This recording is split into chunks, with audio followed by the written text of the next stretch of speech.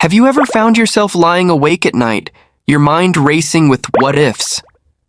What if I failed that presentation? What if my loved one gets sick? What if I can't pay my bills? Oh, no. That whirlwind of anxious thoughts. That's worry. It feels productive, like we're solving problems, but most of the time it's just a thief, stealing our present joy without offering any real solutions. Relaxing English Podcast. The podcast where we explore tips, tricks, and strategies to help you master the English language and mental growth. Hello guys, and welcome back to the Relaxing English Podcast. I'm your host. Today, we're diving into a timeless classic that tackles this very issue, How to Stop Worrying and Start Living by Dale Carnegie. This book isn't about magic tricks. It's a practical guide filled with wisdom that has helped millions break free from the habit of worry. So, find a comfortable spot, take a gentle breath, and let's explore how to live in the present moment. Dale Carnegie's core philosophy is that worry is a habit, and like any habit, it can be broken. He doesn't promise a worry-free life, but he gives us a toolkit to manage it effectively. The book is packed with stories and principles, but we can distill them into three main points. First, live in day-tight compartments. This is perhaps the most famous idea from the book. Carnegie borrows a quote from Sir William Osler. Our main business is not to see what lies dimly at a distance, but to do what lies clearly at hand. What does that mean? It means focusing intensely on the 24 hours in front of you. The past is gone and cannot be changed. The future is unknown and cannot be controlled. Worry thrives when we drag yesterday's regrets and tomorrow's anxieties into today. By shutting the door on the past and the future, we make today manageable. Ask yourself not, what will happen in the future, but what can I do today that might improve my situation?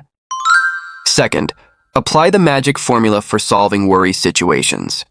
When you are facing a problem that can be solved, don't just worry, analyze. Carnegie suggests a three-step formula. 1.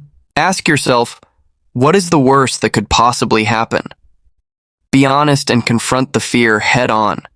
2. Prepare to accept the worst-case scenario if you have to.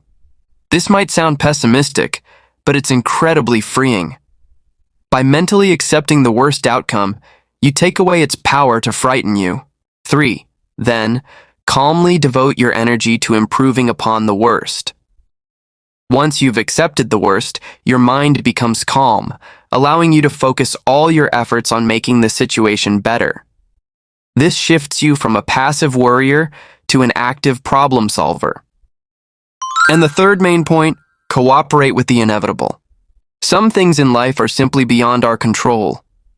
Fighting against unchangeable facts, like a traffic jam, a canceled flight, or a rainy day, is like trying to stop the rain by shouting at the clouds. It only drains your energy and frustrates you.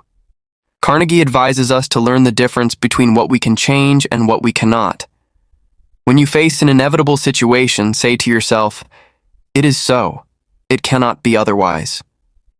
This isn't about giving up. It's about choosing your battles wisely and conserving your emotional energy for the fights that matter. So, how can we start applying this wisdom to our own lives? Here are a few useful tips you can try today. Tip 1. Keep a worry diary. For 1 week, write down your specific worries. Then later, go back and review them. You'll likely find two things. First, that a vast majority of the things you worried about never actually happened. And second, that the problems that did happen were often not as catastrophic as you imagined. This practice builds self-awareness and proves how unproductive worry really is. Tip 2. Get busy. Idle time is a worry's playground. Carnegie emphasizes the therapeutic power of action. When you feel worry creeping in, immerse yourself in a physical or mental activity. Clean a closet, call a friend, work on a hobby, go for a walk. Activity stimulates the body and mind, leaving less room for anxious thoughts to swirl. Tip 3. Cultivate a gratitude mindset. The book tells the story of a man who was depressed until he imagined he had lost everything, his family, his sight, his hands. Then he realized how much he still had to be thankful for. We can do this without the dramatic exercise. Each day, perhaps before you sleep, bring to mind 3 specific things you are grateful for.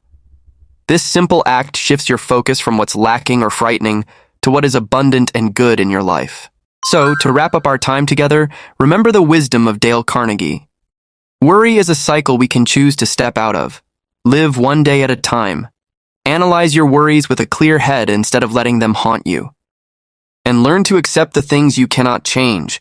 It's a journey, not a destination. Be patient and kind with yourself as you practice. Thank you for spending this time with me.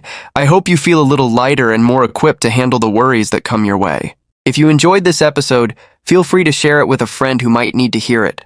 Until next time, breathe deeply and remember to live in the day-tight compartment of today. This is the Relaxing English Podcast. Take care.